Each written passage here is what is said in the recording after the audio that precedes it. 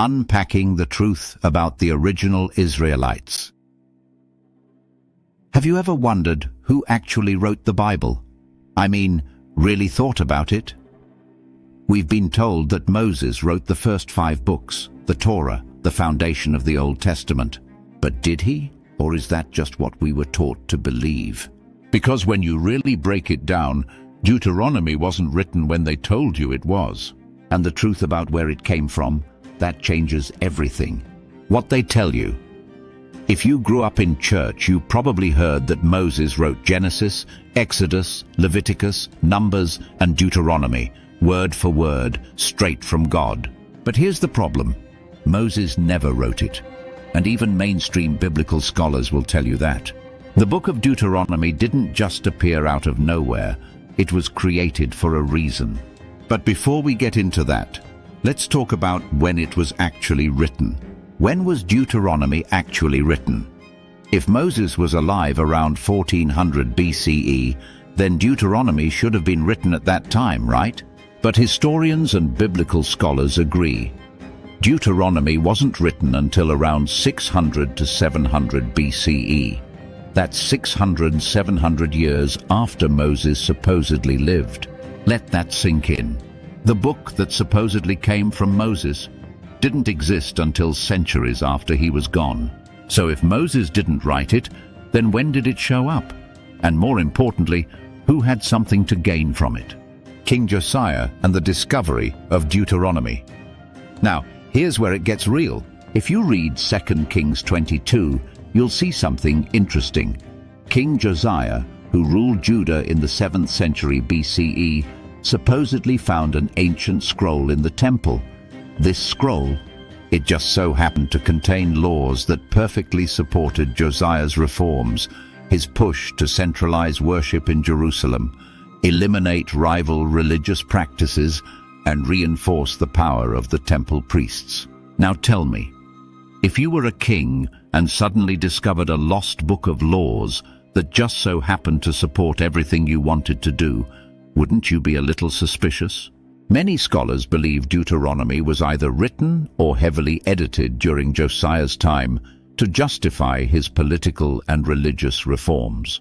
In other words, this wasn't just a holy book, it was a political document. Why did Josiah need Deuteronomy? Let's break it down. Josiah had a problem. His people weren't just worshipping in Jerusalem. Back then, people had many different shrines and altars, worshipping different gods, even multiple versions of Yahweh. But Josiah wanted one temple, one religious authority, one law. So suddenly, Deuteronomy appears, and what does it say? Worship can only happen in Jerusalem. All other shrines and temples must be destroyed. Any priest or prophet who disagrees must be silenced. This wasn't about divine revelation. This was about control. Who actually wrote Deuteronomy? So if Moses didn't write Deuteronomy, who did? The answer? The Levitical priesthood and scribes under King Josiah's reign. They had the motive to centralize power in Jerusalem. They had the means. They controlled the temple and religious education. They had the opportunity. Deuteronomy conveniently appeared when Josiah needed it most. This wasn't just about writing scripture. It was about shaping the entire belief system of a people, and it worked. The myth of the chosen people. Now, let's address something that a lot of black people have been told. We are the original Israelites. We are the chosen people. Look, I get it. When you've been stripped of your history, your language, your identity, you reach for anything that gives you a sense of belonging. And the idea that we are God's chosen people sounds empowering. But here's the truth. There were no chosen people. The Israelites weren't some separate divine race. They were just one of many Canaanite tribes. And this idea that God chose a specific group to be special, that was propaganda.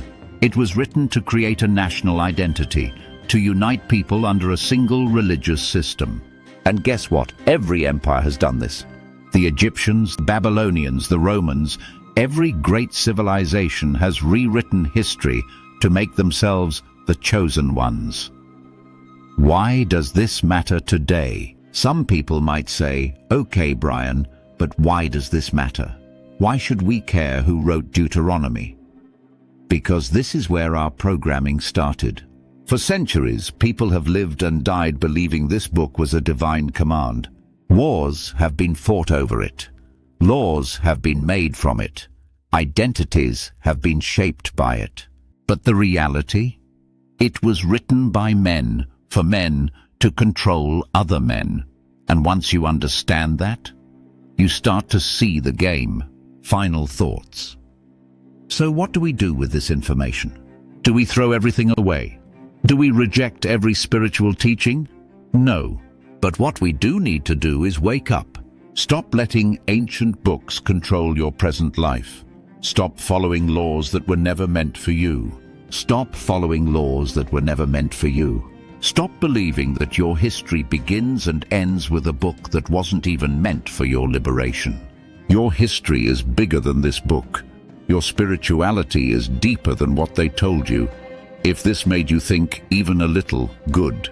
That means you're already waking up. Keep questioning, keep learning, keep searching. Much love.